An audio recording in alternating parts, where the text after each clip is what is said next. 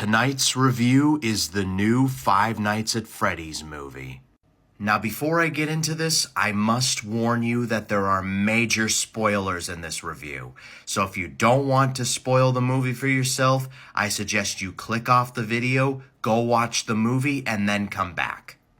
If you have seen the movie or don't care about spoilers, then stick around. But to those of you that don't like spoilers, you have been warned.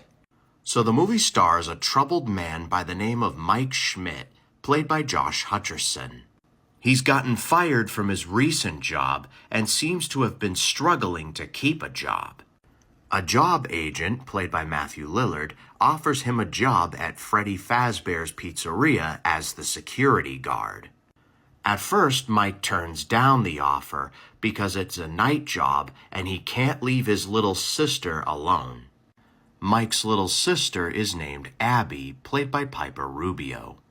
Not to mention that Mike is currently fighting for custody of Abby with his Aunt Jane, played by Mary Stuart Masterson. Eventually, Mike reluctantly decides to take the job at Freddy Fazbear's.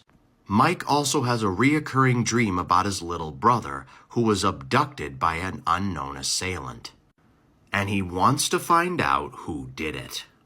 It also turns out that Abby's babysitter Max, played by Kat Connor Sterling, is in cahoots with Aunt Jane.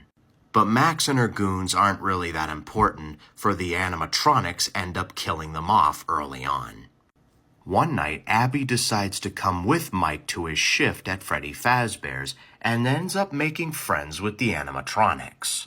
During his shift, Mike meets a police officer named Vanessa, played by Elizabeth Lale, who has a very dark secret, and Mike suspects this. After being pestered by Mike so many times, Vanessa reluctantly tells him the truth.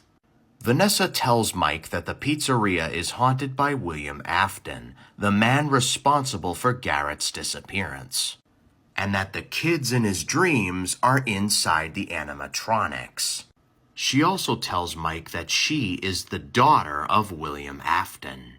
So it turns out the animatronics want to make Abby one of them.